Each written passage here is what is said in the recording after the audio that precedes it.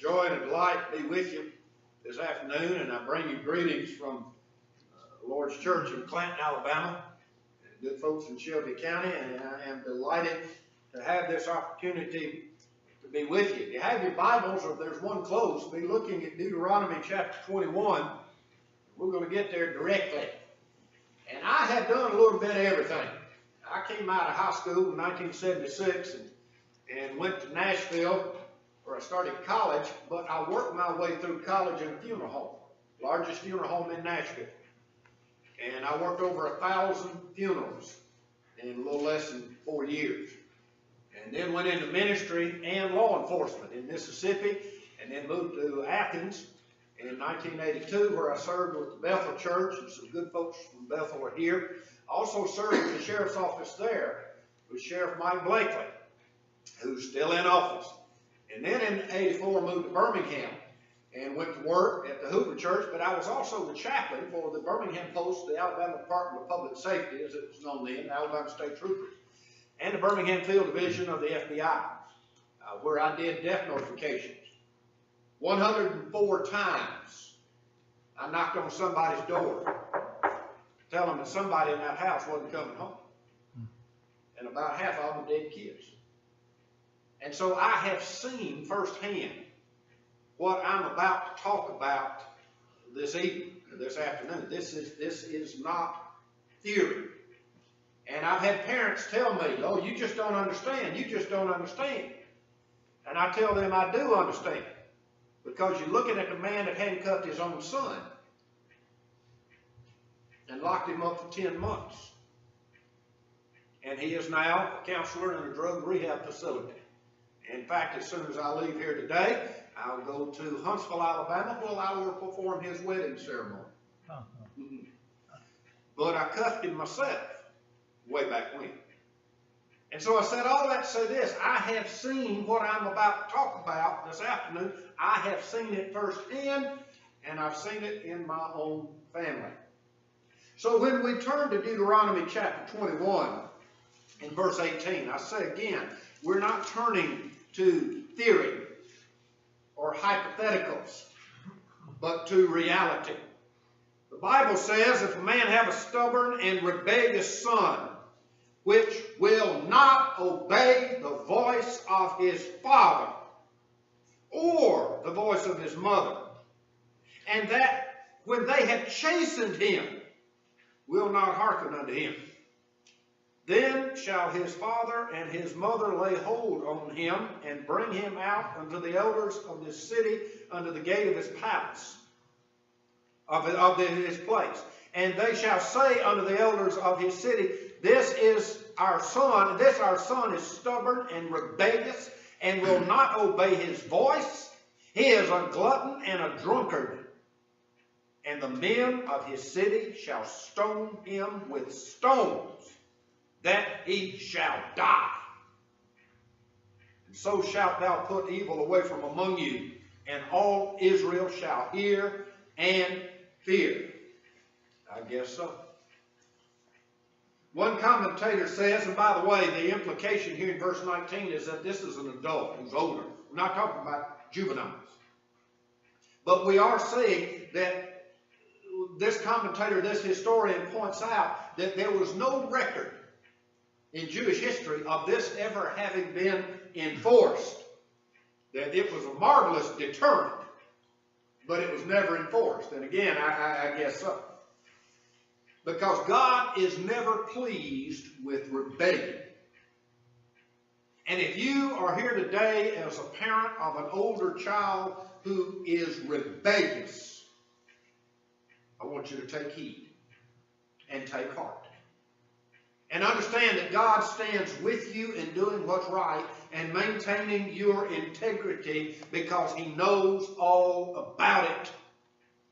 In Isaiah 1 in verse 1, the Bible says, I have nurtured and brought up children, and they have rebelled against me. Now that's God the Father that said that.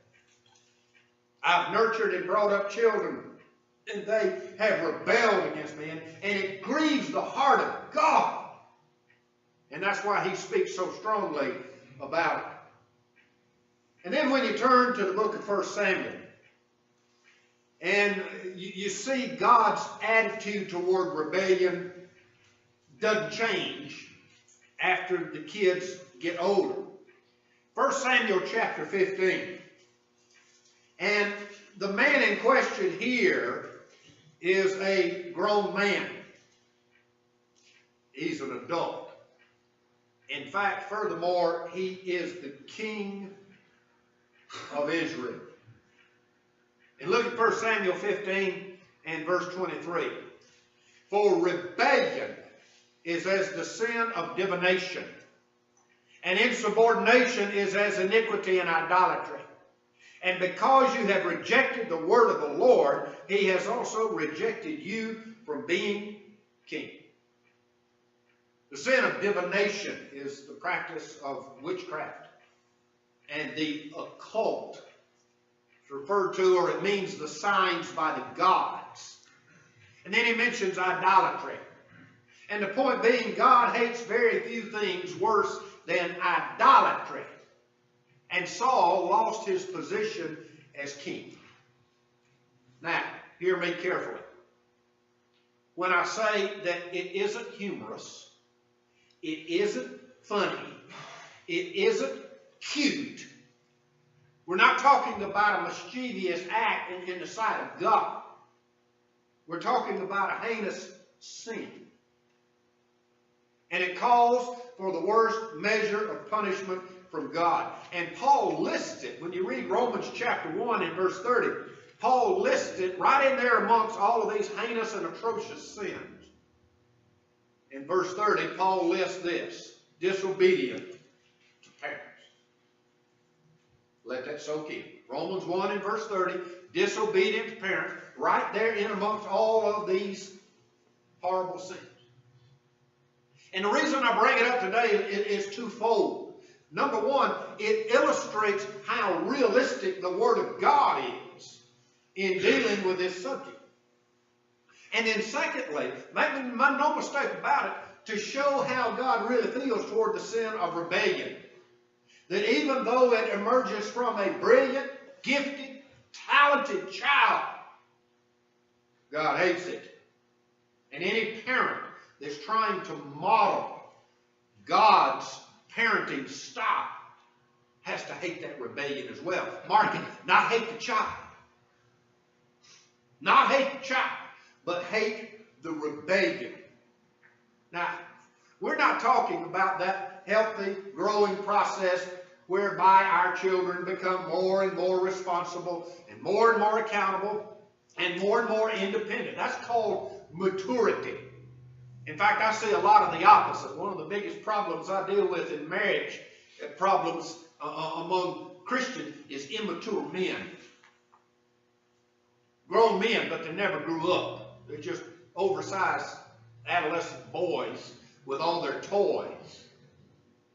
And so I'm not talking about the healthy process of growing up to maturity, where in the passing of time, our kids do a wonderful thing. I loved it the day I brought them home from the hospital. But you know what I liked even more? When they got grown and pulled out that driveway. That healthy process where they get grown and gone. And that's normal. And so in the passing of time, they start acting more responsible. They earn, by the way, and this is a whole other subject, trust is not something you deserve, kids. It's not something you deserve. It's something you earn. Amen. And you earn that trust. And then you get to drive your own car. I put a kid in jail the other day who admitted in open court to beating up his mama because she would not buy him a new car. Not a car, but a new car. And admitted before the judge to telling his mother, "You owe me." And I enjoyed locking him up, brother. I enjoyed locking him up.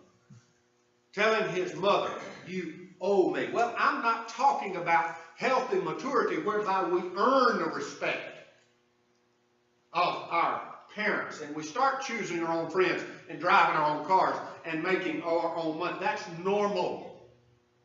That's healthy. That's not a mark on rebellion. And I say again, there's nothing any more pitiful than an adult who will not and cannot cut the apron strings from his mama and his daddy.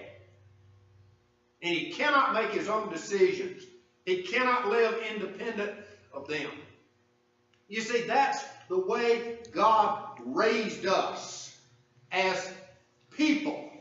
And my daddy used to tell me all the time that when I started driving a car, he said, I want to make a deal with you. Help me get you back to God in one piece. That was the deal. Help me get you back to God in one piece. And that was the arrangements. That was the understanding. God intends for parents then to raise our kids appropriately and biblically.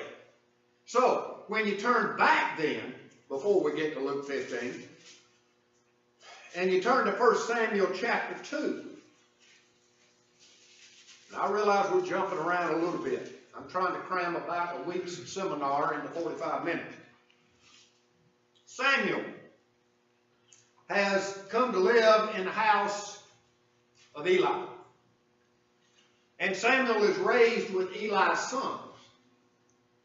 And one night God revealed his heart to Samuel. Look at 1 Samuel 2. And look down about verse 22. Now Eli was very old. And he heard all that his sons were doing to all Israel, and how they lay with the women who served at the doorway of the tent of meeting. And he said to them, why do you do such things, the evil things that I hear from these people? No, my sons, for the report is not good which I hear from the people circulating. And if one man sins against another, God will mediate for him. But if a man sins against the Lord, who can intercede for him? But they would not listen to the voice of their father. For the Lord desired to put them to death. And now the boy Samuel was growing in stature and in favor both with the Lord and with men. So what's happening? Samuel is growing up in an environment like that. And the most tragic phrase in all of that passage that I read to you is that he knew. Eli knew, and he did not rebuke. And it's the picture of a passive, preoccupied preacher who's so involved in ministry that he doesn't have time for his own kids. And so in case you're hedging a little bit about God's attitude toward rebellion, God said to Eli, no more sacrifice, no more prayer. I take issue against Eli because you knew and you did nothing. Quite frankly, I was not raised in a home like this. But through the years, I've seen it firsthand. And in the last 15 years, I've seen it every day in juvenile court. And I have seen homes destroyed because one child in the home was rebellious. And the whole family became dysfunctional. I've seen the violence, the stabbings, the shootings, the fistfights. I've heard parents cursed in open court by 6th graders. I've seen the drunkenness, the drug abuse, the 8-year-old on crystal meth, the 5-year-old on heroin. But I never had to live with it. And yet I say to you today that God stands against it. And moms and dads, it is our obligation to stand against it. Now hear me this morning, please, I beg you. When I tell you that we are raising a generation of confused children. And it's not a problem to be solved by education. This is not the Board of Education's problem. It's not the problem to be solved by law enforcement. It's not the problem that's going to be solved by the court system. It's not even going to be solved by the military. It's going to be solved in the home. Amen. We are raising a generation of confused kids who are confused because they do not know the standard. They don't know the standard because it keeps changing as they practice the art of manipulation and intimidation.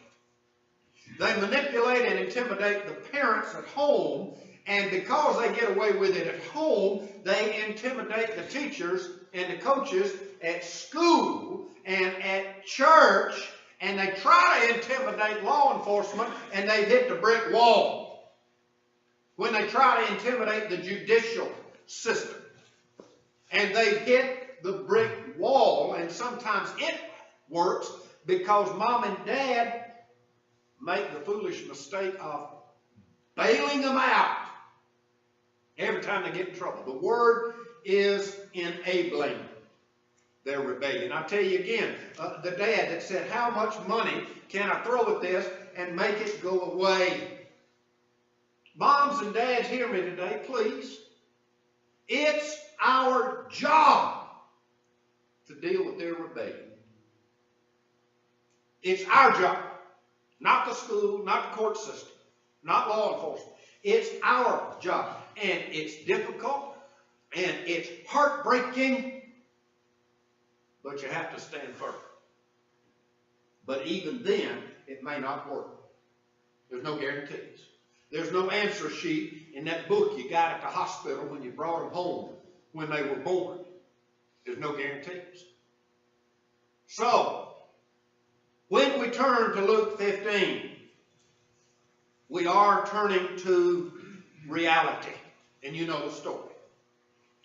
Verse 11, a boy decides to leave home. And he is the younger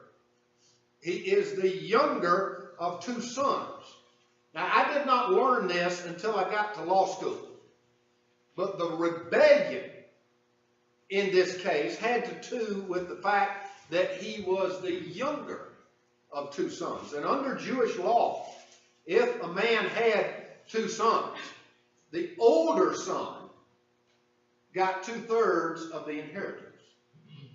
The younger son got 1/3 of the inheritance. And in this case, in Luke 15, it is the younger son. In verse 11, a certain man had two sons, and the younger said to his father, verse 12, Father, give me the share of the estate that falls to me. And he divided his wealth between them. Normally, this would take place at death or when daddy retired. But there is rebellion in this story in that before either has happened, the younger comes to his dad and says, I want what's mine and I want it now.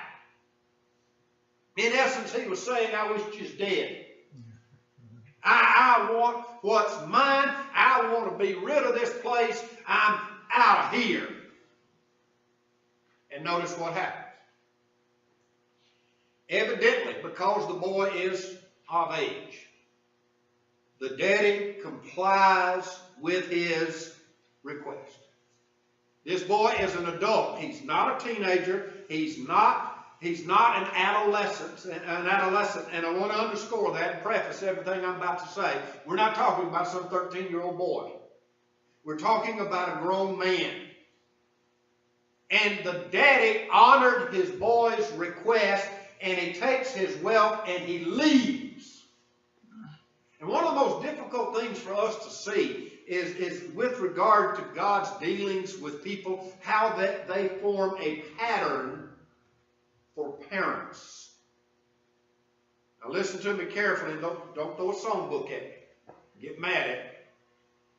When I tell you that sometimes we have to allow the rebellion to run its course and withdraw all support from our children and invite them to leave home because of their rebellion. I didn't think you'd like that. But you have to do that for two reasons. You have to do that, number one, because of the effect that it's having on the children at home who are not rebellious. You can give that rebellious child so much attention that the non-rebellious children are deprived. A number of years ago, a man named John White wrote a book entitled Parents in Pain. And he talked about this very subject. He said, and I quote, "The squeaky wheel may get so much grease that the silent wheels disconnect themselves from the axle and quietly roll away." End quote. And so you have to do it because it's right. Yeah. It's an act of justice. And you don't know how it's going to turn out, but you have to do it because it's right. When I put handcuffs on my own son, I did it with tears streaming down my face. But I had to do it because it was right. And I've dealt with parents that were reluctant to take any kind of drastic measures. And you have to ask yourself, why? Why would you not take such a drastic measure? Somebody says, well, I'm scared. And you have every right to be. The thought of sending our kids out into a world of pain and loneliness and danger and harm and temptation, it goes against every parental instinct that we have. Are we afraid of public opinion? Or are we clinging to that unrealistic hope that somehow, some way things are going to get better, when it's plain they will not?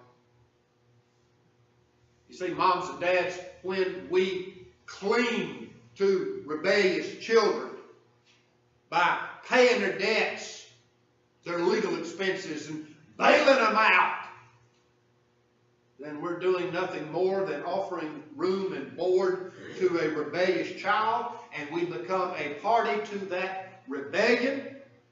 And our actions just make it possible for rebellious, disobedient children to remain rebellious, disobedient children. And home for them becomes a little more than a motel. The word is enabling. And so I say that when a child is of legal age and they are of appropriate mental and physical capability, there's a point at which we become supporters of their sin. When they've been warned by serious discussion and they continue to rebel, we become supporters of their rebellion. You see, we're talking about serious business. Because there's nothing any more painful than the thought of turning a child out when he's not in a right relationship with God. Because, as I said a moment ago, there's no answer sheet in the back of the book that you got at the hospital to tell you how all of this is going to turn out. But I do know this. That in Luke 15, this father allowed his mature yet rebellious son to reap the sowing of his disobedience. And the boy went into a far country. We don't know where it was. But it was a cold, crude, cruel, far country. And Daddy didn't go after him. Daddy didn't move home toward the far country. Now watch what happens. Back to Luke 15, verse 13. And not many days later, the younger son gathered everything together and went in on a journey to a distant country. And there he squandered his estate with loose living. Now, when he had spent everything, a severe famine occurred in that country, and he began to be in need. And he went and attached himself to one of the citizens of that country, and he sent him into his field to feed swine. And he was longing to fill his stomach with the pods that the swine did eat. And no one gave him anything. Here's a boy that burned his bridges behind him. He wanted his freedom, and he got it. He had money to spend. He was calling his own shots. He probably did everything that he had ever been forbidden to do at home. And his money bought him friends and women and food and everything he wanted. He lived a life without worry. And then the money ran out. Mm-hmm. And so did his friend. Mm-hmm. And then the famine hits. And panic replaces freedom. And that's the way it always is on the street. The panic replaces the freedom. He looks for work and he can't find it. And he winds up working probably for a Gentile, because the Jews are not going to keep pigs. And he ends up working feeding swine. In our day and time, we could say sometimes our kids have gone to the dogs. In those days, they say they went to the hogs. And he ended up feeding the pigs. Now you say, Brother Bradley, that's kind of a neat story. What does that have to do with me? What does that have to do with Morgan County in 2016? Well, I just happened to run across some documentation from my work in juvenile court.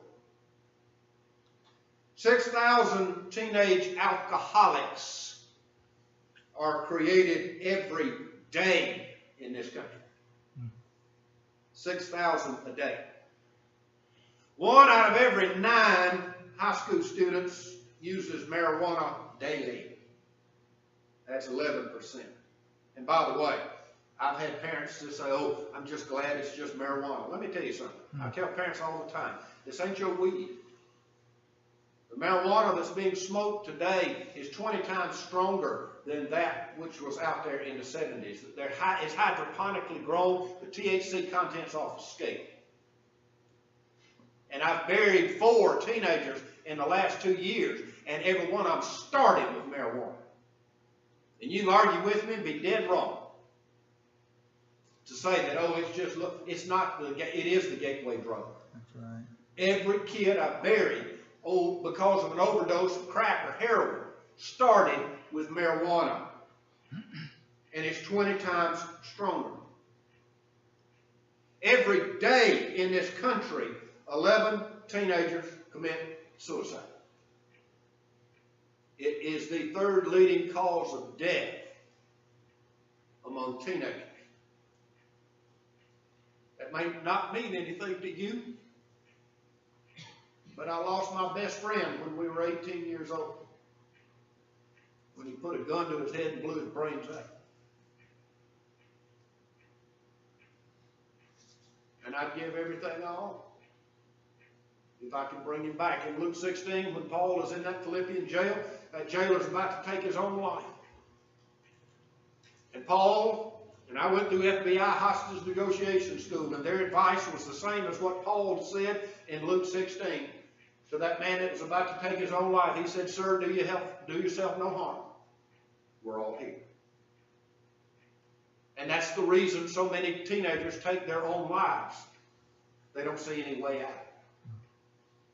And 11 teens every day. Every year, over 1 million teenagers attempts suicide. And what that means is that every 78 seconds in this country, a teenager attempts suicide.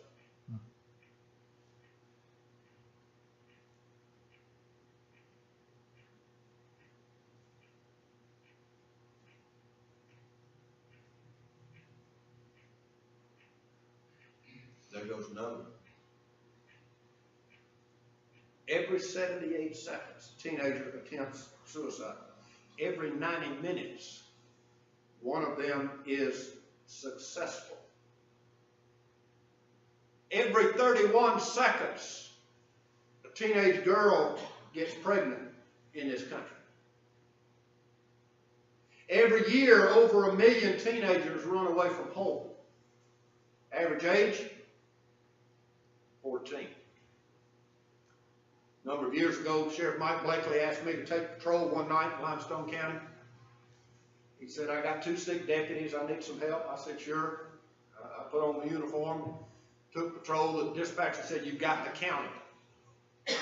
I just like that, brother. I got the whole county. And I'm going up I-65. We get a report of a young girl walking up I-65. And I ride up there, and sure enough, there she is, and I get out. She doesn't have any ID or anything. I said, how old are you? She said, 14. I said, you got to come go with me. Put her in the back seat in a cage, and we head back, and I start talking to her. She tells me she's 14. She's from Birmingham. I said, where are you going? She said, I'm trying to get to Indianapolis to see my dad. I said, girl, what do you want to do with your life? I'll never forget it. She said, I want to turn 16 so I can quit school, get pregnant, and draw stamps. That was her life's ambition. Wonder where she learned that. She grew up in it. And that was her life's ambition. And that's why 1 million teenagers every year in this country run away, and the average age is 14. Now here's one for you. We spend more money in this country on illegal drugs than we do on imported oil. Are you listening? We spend more money on dope every year in this country than we do imported oil. 40% of today's 14-year-old girls will be pregnant by the time they're 19. 40% of them that are 14 today will be pregnant by the time they're 19. Saw a survey a number of years ago, 2,000 teenage girls were interviewed. And here was the question: you can have any father in the world. Who would you want? 2,000 now were interviewed. And the question was, you can have any father in the world. Who do you want? And 96% of them said somebody else. Only 4% said they would keep their father. In cities all over the South, including Birmingham, Alabama, and I know this for a fact because I used to work with the Major Crimes Task Force. In cities all over this country, young boys are selling themselves as male prostitutes. The street jargon is chickens. And the customers are chicken hawks. And in every large metropolitan city in this nation, these boys roam the streets looking for homosexual customers. Some of them are call boys with pimps who arrange their dates. You see, the pimps hang out at the bus depot and the airport, and they're looking for incoming, unattached teenage boys, and either by the use of drugs or brute force or money, an unwilling child is transformed into a male prostitute. And he's literally kept prisoner until his usefulness is exhausted.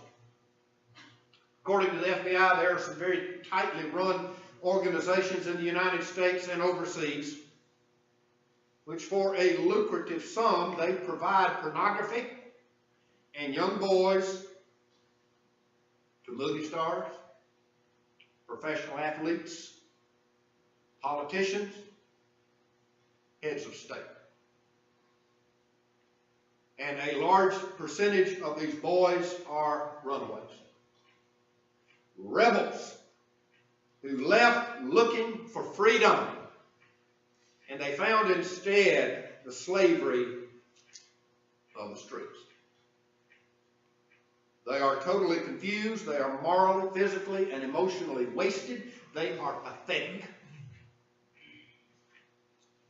They do things on a daily basis that you and I can't even imagine. And they begin to be in need. They're in the pig pen. And they begin to be in need, but they don't know where to turn. And all of a sudden, all of the fun and all of the defiance and all of the rebellion begins to bear fruit. It's payday. And there's nothing they haven't done. There's nothing they haven't experienced. There's nothing they haven't tried except death. And every 78 seconds, one of them tries that too. Well, folks, that's life. That's life in the streets. Cold, hard, cruel life where nobody gives a free lunch, and it gets worse. But I tell you, that's the stuff that's out there. Am I right, brother? That's the stuff that's out there. But I'm so glad that the story doesn't stop there in Luke 15, aren't you? Amen. Because this boy, realizing he was in need, also realized that nobody cared about him like they did back home. And he says in verse 16, I will arise and go to my father. Now, moms and dads, learn this today. You cannot change your child. You can teach, you can beg, you can plead, you can instruct, you can guide, but you can't change your child. At that moment in time, you are at the mercy of time. I don't know how long this boy was in the pig pen. I do not know. But I do know this, that when he came to an end of himself, he began to look up. And he came to his senses, and for the first time in a long time, he said, I'm going to go to my father and say, no longer worthy to be called your son. Make me as one of your. In my father's house is bread enough and to spare. Now, parents, sometimes it's going to take years for a child to turn around. Sometimes it takes losing a job, or failing at school, or failing at marriage. It may take a trip to the hospital. It may take a term in prison before they come to their senses. But this boy says, I'm no longer worthy to be called my son.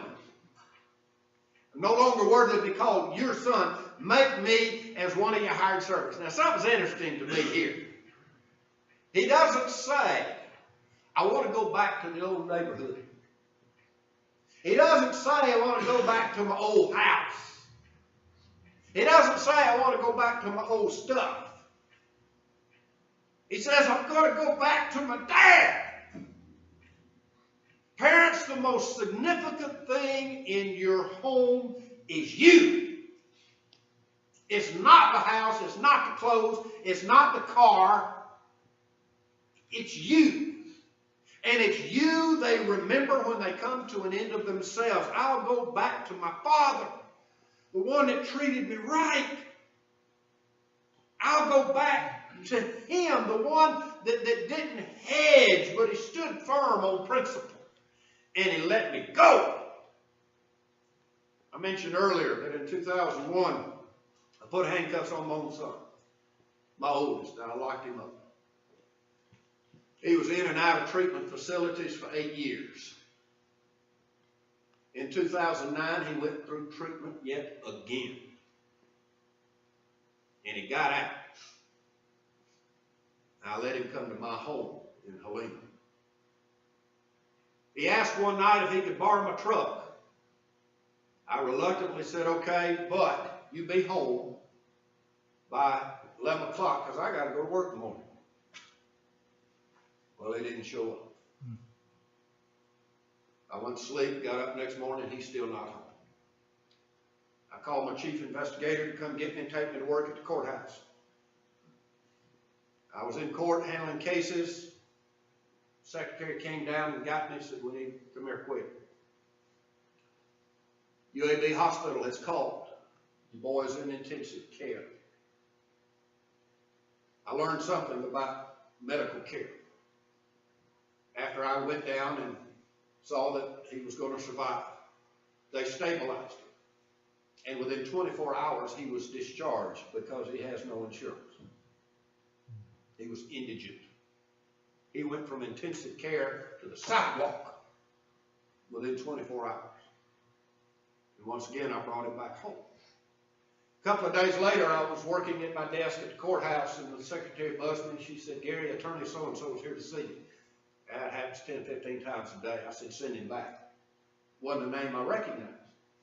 And he came back, and I stood up, shake his hand. I said, what case are you here on? He said, oh, I'm not here on a criminal matter. This is personal. I said, all right. He said, I was coming down I-65, and I was behind your son. And I noticed he was driving your red truck, and evidently he was going to sleep, and he would wake up and come back and run off again, come back. And one time he went off too far and was just about to T-bone a bridge abutment. And he yanked it back, but he overcorrected, and he said the truck rolled 4 times. He said, before the truck stopped rolling, I was on my cell phone to 911. I said, thank you, I appreciate that. He said, that's not what I'm here to tell you. He said, I got out and I ran up to the truck. It had landed on its roof. All of the glass was broken out of your truck. Your boy was hanging there by his seatbelt. Blood was had covered his face. And he looked up at me and he didn't say call paramedics. He didn't say I need an ambulance. But through blood-covered lips, he looked up at me and said, sir, call my daddy. He's an assistant DA in Shelby County. Call my daddy.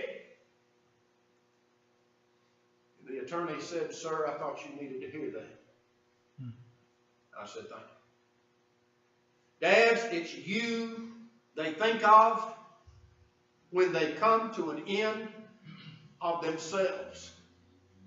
And I love the reunion in verse 20, and I'm about through. Because the Bible says when he was yet afar off.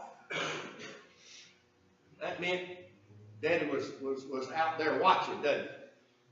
When he was yet afar off, he felt compassion for him, and he ran and embraced him and kissed him. And I absolutely love this. The compassion that Dad had. It was not a time for blame.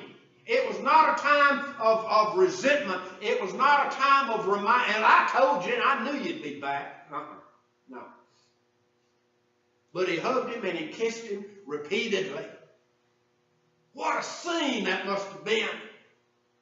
That Daddy was watching because he knew sooner or later that boy would come to an end of himself. And I've had parents ask me in the last 15 years, how long do I wait? And I say, you wait as long as there is life. Because as long as there is life, there is hope. But Daddy did not go begging. I say again, he didn't move the house closer to the far country. He stayed because he realized that boy knew the way home. And the boy starts his confession, and this is another part I love. Daddy cut him off in mid-confession. You notice that? He starts off, but then he didn't let him finish. Or didn't let him finish. And he got for him a robe of reconciliation. And the ring of sonship. And shoes. The boy had come home barefooted. shoes so he could go back to work. And can you imagine that table of food? More food than he had probably seen in months, but he saved the best for last, and that's verse 24 of Luke 15. For this my son was dead. Well, wait a minute, he wasn't dead. Oh yeah, he was. He was dead to the cries of good people. But Daddy says he was dead. And now he has come to life. He was lost and has been found, and they begin to make merry. And that is the understatement of the city. It's a beautiful story. Man. But for some of you, it has not ended. For some of you, it's still going on. So in closing, I want to make three statements, three simple sentences that will help us in dealing with rebellion. And hopefully it will strengthen some, while others just food for thought. Most of all, it applies to those in this room that are running. Statement number one, no rebellious child can be allowed to run the home and thus ruin it. I don't care how young, how old, how bright, how talented. I don't care how manipulative, how violent, or how vile. A child doesn't run the house. Number two, if the rebellion is so extreme that separation becomes necessary, you must choose principle over the person. Now, the liberals are not going to agree with me on that. They say, oh, no, you pick people over principle. No, that's not biblical. If there is a principle of right and wrong at stake, you have to pick the principle no matter the relationship. That doesn't just go for children. That goes for husbands and wives and children too, because it's an act of justice. And I say again, and if you miss everything I've said, please don't miss this. The reason we have a confused generation of kids is because the child doesn't know where the standard is. And if it changes at home, he thinks it changes at school, he thinks it changes out on the street. And pretty soon it changes, he thinks it changes everywhere. I had a teacher say this, and I quote, she said, we're scared of the principals, and the principals are afraid of the school board, and the school board is afraid of the parents, and the parents are afraid of the kids, and the kids ain't afraid of anybody. Mm-hmm. End quote. And when that happens to a child, right and wrong becomes so confusing, they just don't know which way to go. And I had a mama in court ask me in tears, what if I do this and he doesn't come back? I say, sugar, you don't understand. You don't have him now. You have to pick principle over the person. And then third and finally, when true repentance occurs, forgiveness with a loving welcome is the response God honors. I had a friend a number of years ago at David College. He was the youngest of three boys. His father was a doctor, very fluent. The oldest son in the family went off to college. This was in the 60s. And the parents provided everything his freshman year. And while in college, he bought into this whole package of rebellion and defiance, and we remember the 60s. And he got a whole big dose of the anti-disestablishment medicine.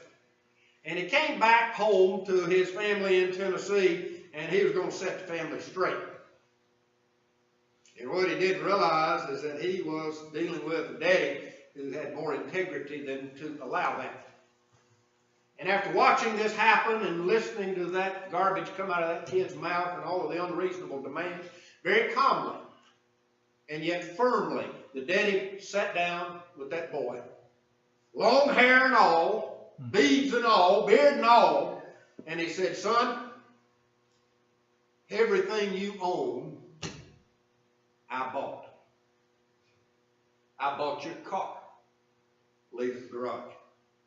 I own the clothes on your back. Leave them in the closet. I own everything that's on you, including your money. Empty your pockets. I will let you keep the clothes on your back as you go, and so you will. There's the door.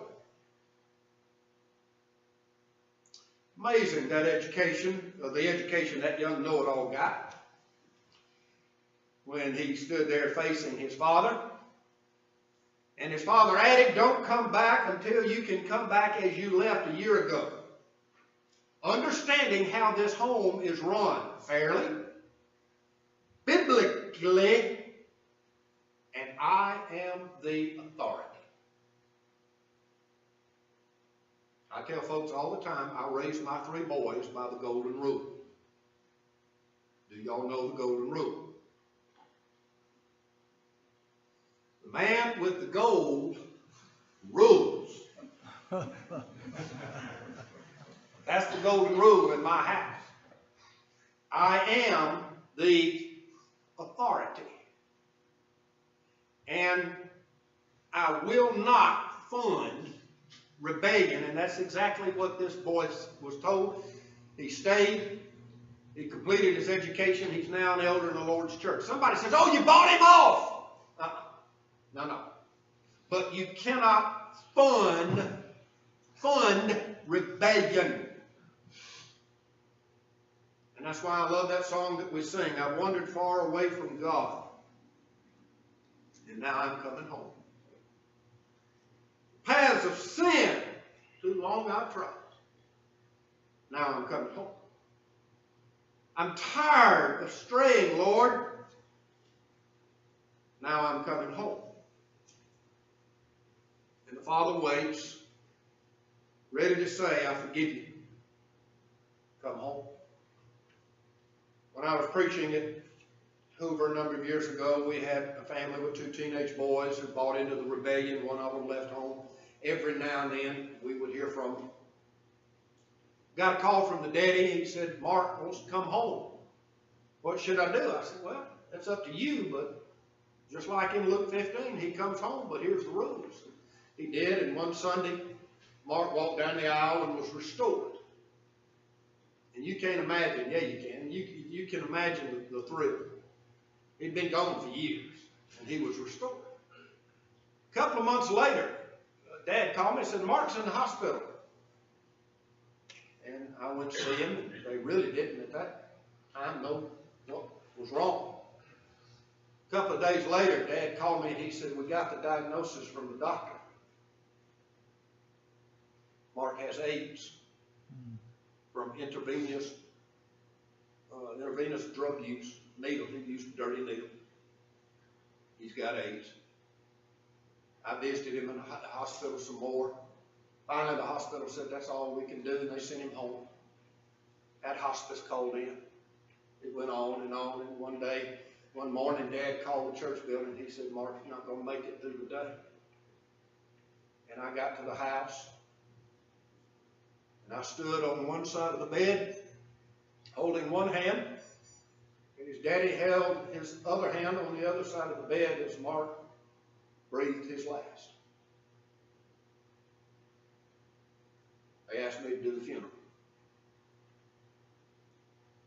Most of the time when I stand up at funerals, I will take my Bible and I will read from Psalm 23, or I will read from John chapter 14.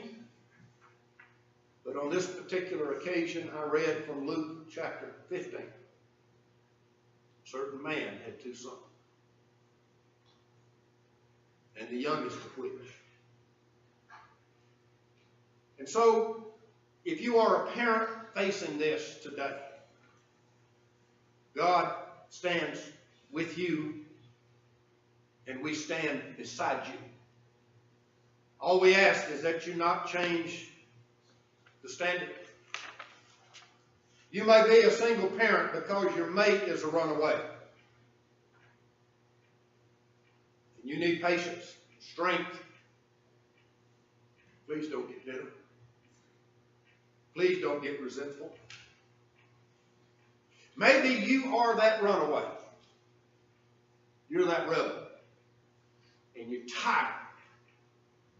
And you're wasted. And you're spent. And you think you're finished. No, I've said for the last 30 years, and I've got them trained at Clanton. I said before, I say it again, that the church of my Lord is not a museum of perfect people. Church of my Lord is what, Henry? Hospital. A hospital for hurting people. And believe me, having survived cancer and a stroke, I know a little bit about hospitals. Can you imagine standing at a hospital emergency room door saying, you can't come in here, you got blood on you? Where do you want them to be? God help us get it right. We're not going to change the standard and soften the gospel. No, no. But we're going to be an open door to those that are hurting. Because the Bible uses one of my favorite words in a verse, and I'll close with this. There was a New Testament writer who was a doctor, Luke. Now down home, I tell kids when they're scared and they need law enforcement or fire and rescue, they pick up the phone and dial 911. Luke chapter 9 and verse 11. Jesus came into a certain city, and finding disciples there, he spoke to them of the kingdom of God and healed those that needed healing. That's what we're all about. We're in the healing business. Amen. And that's why we're glad you're here. May God richly bless you.